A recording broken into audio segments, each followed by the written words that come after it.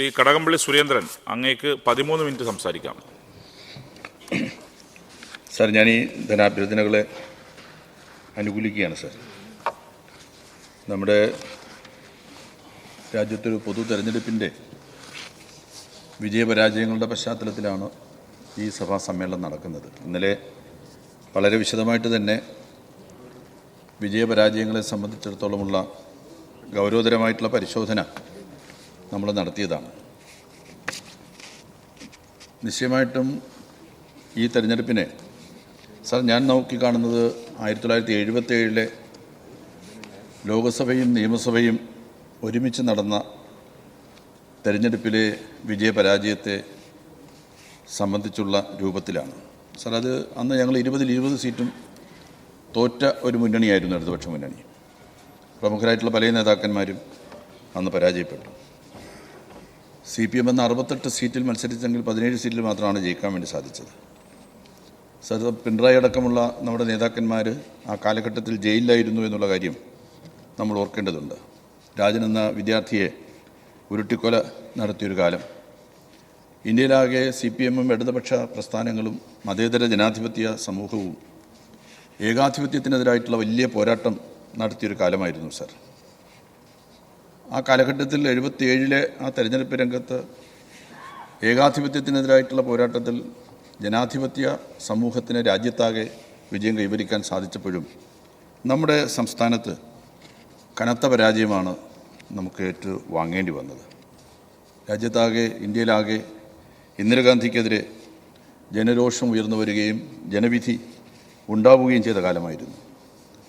Sir, സ്വാഭാവികമായിട്ടും അന്ന് കനത്ത തെരഞ്ഞെടുപ്പ് പരാജയത്തിൻ്റെ വിഷമത്തിലും നിരാശയിലുമായിരുന്നു സാർ കേരളത്തിലെ ജനങ്ങൾ. സാർ, എന്നാൽ നമ്മുടെ രാജ്യത്ത് ജനാധിപത്യം പുനഃസ്ഥാപിച്ച രാജ്യത്തിലെ ജനങ്ങളുടെ സന്തോഷത്തിൽ പൊതുവെ ഈ കേരളത്തിലെ ഇടതുപക്ഷ പ്രസ്ഥാനങ്ങളും അതിലെ പ്രവർത്തകരും ജനങ്ങളും ഒരുമിച്ച് ചേരുന്ന അനുഭവമാണ് ഉണ്ടായത്. സാർ, അതുപോലുള്ള ഒരു തെരഞ്ഞെടുപ്പ് ഫലമായിട്ടാണ് സാർ ഈ തെരഞ്ഞെടുപ്പ് ഫലത്തെ ഞാൻ നോക്കിക്കാണുന്നത്.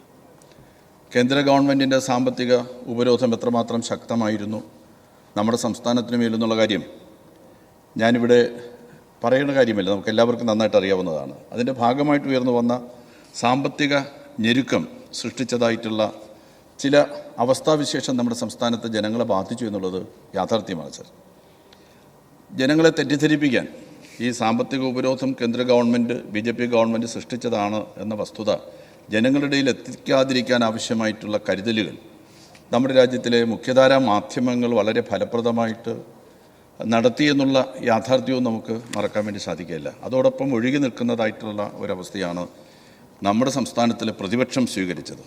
കനത്ത തെറ്റിദ്ധാരണ ജനങ്ങളുടെ ഇടയിൽ സൃഷ്ടിക്കാൻ വേണ്ടിയിട്ട് അവർക്ക് സാധിച്ചു എന്നുള്ളത് യാഥാർത്ഥ്യമാണ്. സാർ, ഇപ്പോൾ സർക്കാർ ജീവനക്കാരുടെ പ്രശ്നം ഇന്നലെ ഇവിടെ ചൂണ്ടിക്കാണിക്കുന്നുണ്ടായിരുന്നു. 19% DA കുടിശ്ശിക കൊടുക്കാനുണ്ടായിരുന്നു. സ്വാഭാവികമായിട്ടും അതെല്ലാം അവരുടെ മനസ്സിനകത്ത് കുറച്ച് പ്രയാസങ്ങൾ ഉണ്ടാക്കിയിട്ടുണ്ടാകും.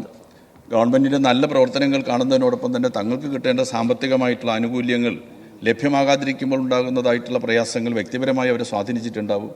അതെല്ലാം തെരഞ്ഞെടുപ്പ് രംഗത്ത് പ്രതിഫലിച്ചിട്ടുണ്ടാകുമെന്ന് തന്നെ കരുതാം. അതുപോലെ തന്നെ പെൻഷൻ, സാമൂഹ്യക്ഷേമ പെൻഷൻ, സാർ, ഗവൺമെൻറ്റിൻ്റെ പോളിസി വളരെ ക്ലിയറാണ്. സാർ, നമ്മുടെ സമൂഹത്തിലെ സാധാരണക്കാരായിട്ടുള്ള ജനങ്ങളെ സംബന്ധിച്ചിടത്തോളം, പാവപ്പെട്ടവരെ സംബന്ധിച്ചിടത്തോളം പട്ടിണി കിടക്കാൻ വേണ്ടി പാടില്ല എന്നുള്ള നിലയിലാണ് സാർ 600 രൂപ പെൻഷനായിരുന്നത് 1600 വർദ്ധിപ്പിച്ചു. ഒരു വീട്ടിൽ 2 പേരുണ്ടാവും, അവർക്ക് 2 പേർക്കും കൂടെ ഒരു 3200 രൂപ കിട്ടും.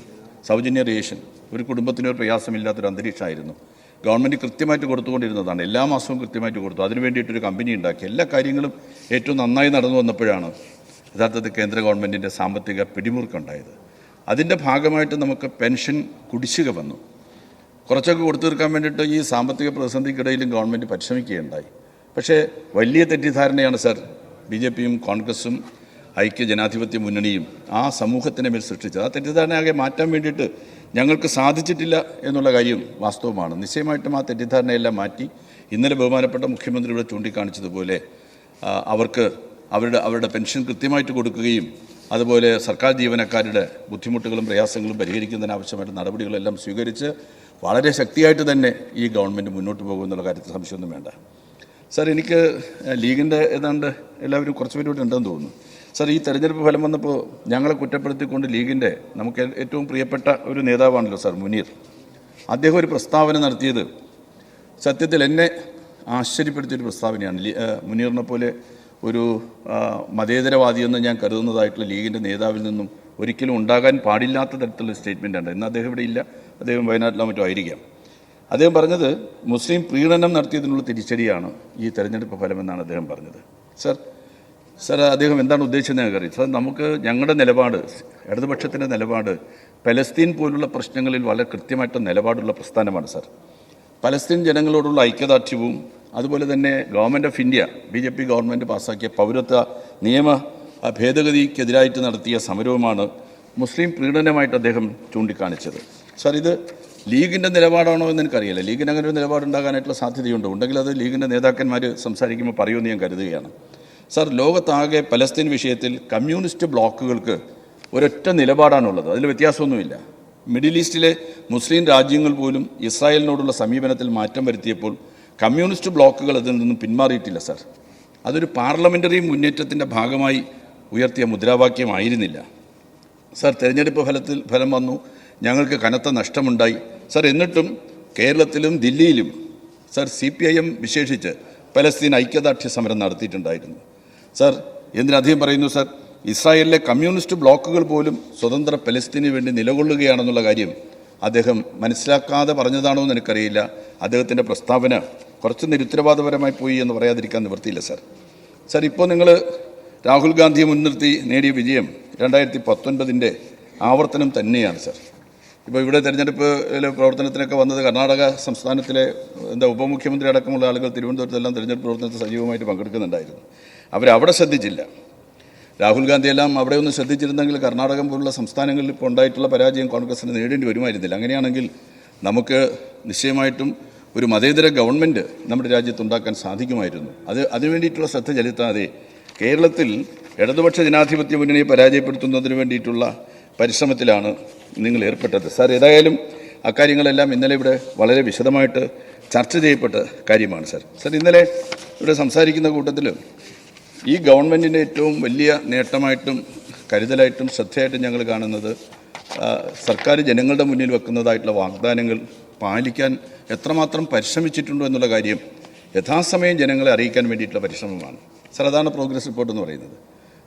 എത്ര വില കുറഞ്ഞ മട്ടിലാണ് ആ പ്രോഗ്രസ് റിപ്പോർട്ടിനെ ഇന്നലെ ഒരു അംഗം, നമ്മുടെ കുണ്ടറയിലെ നിയമസഭാ സാമാജികൻ, ആ പ്രോഗ്രസ് റിപ്പോർട്ടിനെ വിലയിരുത്താൻ വേണ്ടി പരിശ്രമിച്ചത്. സർ, നിങ്ങൾ ധരിച്ചിട്ടുള്ളത്, നിങ്ങൾ കഴിഞ്ഞ കാലത്തെല്ലാം തന്നെ ചെയ്തിട്ടുള്ളത്, നമ്മുടെ നാട്ടിൽ പ്രകടന പത്രിക ജനങ്ങളുടെ മുന്നിൽ വെക്കുക, എന്നിട്ട് വോട്ട് ചോദിച്ച് അധികാരത്തിൽ വന്നു കഴിഞ്ഞാൽ ആ പ്രകടന പത്രിക ചവറ്റുകുട്ടയിലേക്ക് തള്ളുക.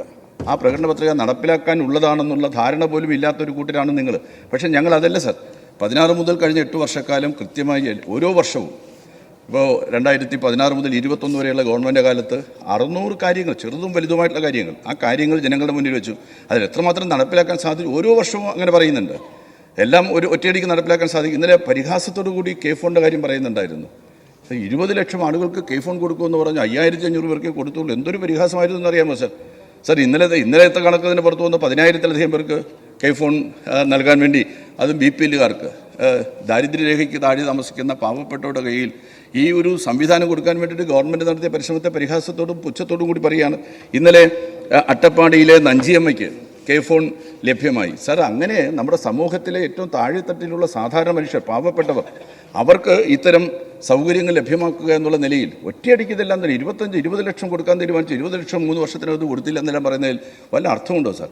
ഗവൺമെൻറ് നിശ്ചയമായിട്ടും ചെയ്യുന്ന കാര്യങ്ങൾ, ചെയ്യാൻ കഴിയുന്ന കാര്യങ്ങൾ, ചെയ്യാൻ ശ്രമിച്ച കാര്യങ്ങൾ, അതിൽ വന്നു ഭവിച്ചിട്ടുള്ള പ്രതിസന്ധികൾ, പ്രയാസങ്ങൾ, അതെല്ലാം ജനങ്ങളോട് കൃത്യമായിട്ടും സുതാര്യമായിട്ട് പറയുകയാണ് സാർ. ഒന്നും മറച്ചു വയ്ക്കുന്നില്ല ഗവൺമെൻറ്. അതിനെ എടുത്തു വെച്ചിട്ടാണ് സംസാരിക്കുന്നത്.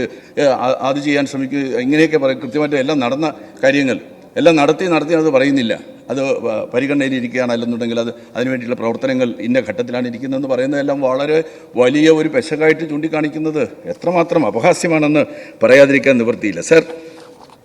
സർ, ഇന്നിപ്പോൾ പോലീസ് സേനയെ സംബന്ധിക്കുന്നതായിട്ടുള്ള ഗൗരവതരമായിട്ടുള്ള ഒരു പരിശോധനയാണ് നമ്മളിവിടെ നടത്താൻ വേണ്ടി പോകുന്നത്. സർ, നമ്മുടെ കേരളത്തിലെ പോലീസ് സേനയുടെ ഇന്നത്തെ സ്ഥിതി പരിശോധിക്കുമ്പോൾ കുറച്ച് മുന്നിലുള്ള കാര്യമാണെങ്കിലും 2016-ൽ 1ാം പിണറായി ഗവൺമെൻറ് അധികാരത്തിൽ വരുമ്പോഴുള്ള നമ്മുടെ സംസ്ഥാനത്തെ പോലീസിൻ്റെ അവസ്ഥ UDF ഗവൺമെൻറ് കാലത്ത് എന്തായിരുന്നു എന്ന് പരിശോധിച്ച് പോയിട്ട് പിന്നീട് കഴിഞ്ഞ 8 വർഷക്കാലത്തെ പോലീസ് സേനയിൽ ഉണ്ടായിട്ടുള്ള വലിയ മാറ്റം. സാർ, ഇന്ന് സ്വതന്ത്രമായി പ്രവർത്തിക്കുന്ന ഒരു പോലീസ് സംവിധാനത്തെ രൂപപ്പെടുത്താൻ നമ്മുടെ സ്റ്റേറ്റിന് കഴിഞ്ഞു എന്നുള്ളതാണ് ഇന്നത്തെ ഏറ്റവും വലിയ നേട്ടമായിട്ട് പറയാൻ വേണ്ടി കഴിയുന്നത്. പണ്ടൊക്കെ ഇവർ കോൺഗ്രസ്സുകാർ UDF സംസാരിക്കുമ്പോൾ എന്താ സെൽ ഭരണമാണ്, പോലീസ് സ്റ്റേഷനിൽ മാർക്സിസ്റ്റുകാരുടെ ഭരണം. പക്ഷേ ഇപ്പോൾ അത് പറയാൻ വേണ്ടി സാധിക്കുന്നില്ല. ഇപ്പോൾ അങ്ങനെ ആരും എവിടെയും ഒരു ആക്ഷേപം ഉന്നയിക്കാൻ വേണ്ടി കഴിയുന്നില്ല. സ്വതന്ത്രമായിട്ടുള്ള തരത്തിൽ സ്വതന്ത്രമായിട്ടുള്ള അന്വേഷണ സംവിധാനം, സ്വതന്ത്രമായിട്ടുള്ള പ്രവർത്തനം പോലീസിനെ സമ്മാനിക്കാൻ കൃത്യമായിട്ട് പോലീസിനെ സ്വതന്ത്രമായിട്ടുള്ള ഒരു ഇതാക്കി മാറ്റുന്നതിന് വേണ്ടിയിട്ടുള്ള നടപടി സ്വീകരിക്കാൻ 8 വർഷക്കാലം കൊണ്ട് ഈ ഗവൺമെൻറ് സാധിച്ചു എന്നുള്ളത് ചെറിയ കാര്യമല്ല. സാർ, നിങ്ങളുടെ കാലത്ത് പോലീസ് നിഷ്ക്രിയമെന്ന് ഹൈക്കോടതിക്ക് വിമർശിക്കേണ്ടി വന്ന കാര്യം നിങ്ങൾ മറക്കരുത്. സംസ്ഥാനത്ത് ക്രമസമാധാനം തകർന്നുവെന്ന് ഹൈക്കോടതി നിരീക്ഷിച്ചത് UDF ഗവൺമെൻറ്റിനെ കുറിച്ചാണ്. രാജ്യത്തെ ഏറ്റവും മോശം പോലീസും ഉദ്യോഗസ്ഥരും കേരളത്തിലേതാണെന്ന് ഹൈക്കോടതിക്ക് പറയേണ്ടി വന്നത് നിങ്ങൾ ഭരിച്ച് തകർക്കുന്ന കാലയളവിലാണ്. സാർ, ഭരണത്തിലിരുന്നപ്പോൾ ഭരണത്തിൻ്റെ ഗുണം കൊണ്ട് സംസ്ഥാനത്ത് സമാന്തര പോലീസ് സംവിധാനം പ്രവർത്തിക്കുന്നു എന്ന് ഹൈക്കോടതിയിൽ സത്യവാങ്മൂലം കൊടുക്കേണ്ടി വന്നവരാണ് UDFകാർ. നിങ്ങളുടെ സർക്കാരിൻ്റെയും നിങ്ങളുടെ മന്ത്രിമാരുടെയും അഴിമതി കഥകൾ പോലീസിനെ ഉപയോഗിച്ച്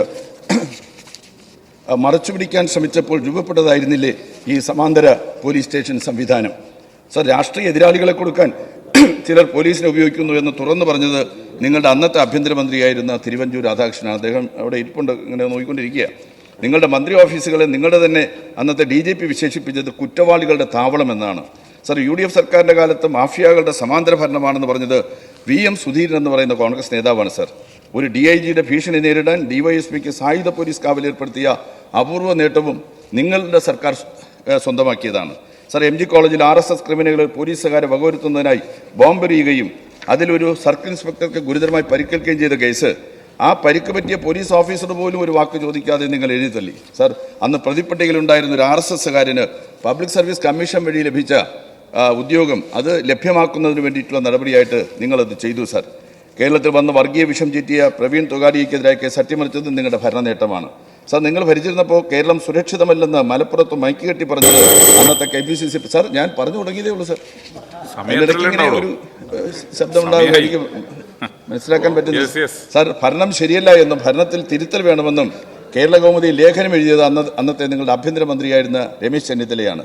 സാർ, 2013 സെപ്റ്റംബർ 2 ലീഗിൻ്റെ സ്വന്തം ചന്ദ്രിക പത്രത്തിലെ ഒരു തലക്കെട്ട് വായിക്കാം. സാർ, കേരളം കുറ്റകൃത്യങ്ങളുടെ സ്വന്തം നാട്. സാർ, അതിൽ നിന്നാണ് കുറ്റാന്വേഷണ രംഗത്ത് വൻ മുന്നേറ്റം ഉണ്ടാക്കുകയും പോലീസ് വലിയ നേട്ടങ്ങൾ കരസ്ഥമാക്കുകയും ചെയ്യുന്നതായിട്ടുള്ള നിലയിലേക്ക് നമ്മുടെ സംസ്ഥാനം. സാർ, നിങ്ങളുടെ കൈകളിൽ ആഭ്യന്തര വകുപ്പ് ഉണ്ടായിരുന്നപ്പോൾ നിങ്ങൾ എന്തെല്ലാം ചെയ്തു എന്ന് ഞാനിവിടെ പറയേണ്ട കാര്യമില്ല. സാർ, നിയമസഭാ മന്ദിരത്തിന് മുന്നിൽ വെച്ച വനിതാ MLAമാരായിരുന്ന ആളുകളെ മർദ്ദിച്ച് ആശുപത്രിയിലാക്കിയ സംഭവമടക്കം നിരവധി സംഭവങ്ങളോട് സമയമില്ലാത്തതുകൊണ്ട് ഞാൻ അതിലേക്ക് പോകുന്നില്ല. സാർ, കേരള പോലീസ് വിവിധ നേട്ടങ്ങളാണ് സാർ കഴിഞ്ഞ 8 വർഷക്കാലമായിട്ട് കൈവരിച്ചത്. കുറ്റാന്വേഷണ രംഗത്ത് വലിയ മുന്നേറ്റം ഉണ്ടാക്കാൻ വേണ്ടി കഴിഞ്ഞു. സാർ, വയനാട് പനവരം നെല്ലിയമ്പലത്തെ വൃദ്ധ ദമ്പതികളുടെ കൊലപാതകത്തിൽ പോലീസിൻ്റെ കുറ്റമറ്റ അന്വേഷണത്തിൽ പ്രതിയെ നിയമത്തിന് മുന്നിൽ കൊണ്ടുവരാൻ സാധിച്ചു. കേശവദാസപുരം മനോരമ വധക്കേസ്, തിരുവനന്തപുരം കേശവദാസപുരത്ത് മനോരമ എന്ന വീട്ടമ്മയെ കൊലപ്പെടുത്തി രക്ഷപ്പെട്ട സാർ, സമയമായില്ല സാർ, അന്യസംസ്ഥാന തൊഴിലാളിയെ 24 മണിക്കൂറിനകം കസ്റ്റഡിയിലാക്കിയ കേരള പോലീസ്. സാർ, കൊലപാതകം നടത്തി ട്രെയിനിൽ രക്ഷപ്പെട്ട 21കാരനായ പ്രതി ആദം അലിയെ ചെന്നൈ എക്സ്പ്രസിൽ നിന്നാണ് പോലീസ് കസ്റ്റഡിയിലെടുത്തത്. സാർ, കുളിമുറിയിൽ കുഴഞ്ഞു വീണ് 2022 മെയ് 26 മരിച്ച നിലയിൽ ആശുപത്രിയിൽ എത്തിച്ച ഹെന എന്ന യുവതിയുടേത് സ്ത്രീധന പീഡനത്തെ തുടർന്നുള്ള മരണമാണെന്ന് പോലീസ് കണ്ടെത്തി. സാർ, വിരൽ അടയാള വിദഗ്ധർ ഉൾപ്പെടെ സ്ഥലത്തെത്തി നടത്തിയ പരിശോധനയിലൂടെയാണ് ഭർത്താവായ അപ്പുക്കുട്ടനാണ് കൊലപാതകം നടത്തിയത് കണ്ടെത്തിയത്. സാർ, 2022 ഏപ്രിൽ 9-നും 11-നും ഇടയിൽ വയനാട് പുൽപ്പള്ളി ടൗണിൽ. സാർ, അങ്ങനെ തുടങ്ങി. സമയമില്ലാത്തതുകൊണ്ട് ഞാൻ ദീർഘമായിട്ട് അതിനെക്കുറിച്ച് പറയുന്നില്ല. സാർ, പോലീസിനെ സംബന്ധിച്ചിടത്തോളം തെളിയില്ല എന്ന് കരുതിയ ഇപ്പോൾ AKG സെൻറ്ററിന് നേരെ ബോംബാക്രമണം നടത്തിയിട്ട് പോയി പോലീസിനെ പിടിക്കാൻ കഴിയുന്നില്ല എന്നെല്ലാം പറഞ്ഞ് വളരെയേറെ വലിയ വാദകോലാഹലങ്ങൾ ദിവസവും പത്രങ്ങളിൽ വാർത്തകൾ. പോലീസ് കൃത്യതയോട് കൂടിയിട്ടുള്ള അന്വേഷണം നടത്തി അവസാനം പിടിച്ചല്ലോ സാർ യൂത്ത് കോൺഗ്രസിൻ്റെ നേതാക്കന്മാരെ. സാർ, ആ നിലയിൽ നമ്മുടെ സംസ്ഥാനത്തെ സംബന്ധിച്ചിടത്തോളം പോലീസ് സംവിധാനത്തെ കുറ്റമറ്റ നിലയിലേക്ക് മാറ്റി തീർക്കാനും ഇന്ത്യയിലെ തന്നെ ഏറ്റവും മെച്ചപ്പെട്ട പോലീസ് സംവിധാനമാക്കി കേരളത്തിലെ പോലീസ് സംവിധാനത്തെ മാറ്റി തീർക്കാനും കഴിഞ്ഞ 8 വർഷക്കാലം കൊണ്ട് നമ്മുടെ സംസ്ഥാനത്തെ ആഭ്യന്തര വകുപ്പിന് സാധിച്ചു. അതിന് നേതൃത്വം കൊടുക്കുന്ന ബഹുമാനപ്പെട്ട മുഖ്യമന്ത്രിക്ക് സാധിച്ചു എന്നുള്ള വസ്തുത അടിവരയിട്ട് സൂചിപ്പിച്ചുകൊണ്ട് ഈ ധനാഭ്യർത്ഥനയെ ഒന്നുകൂടെ പിന്തുണച്ച് ഞാൻ അവസാനിപ്പിക്കുന്നു സാർ.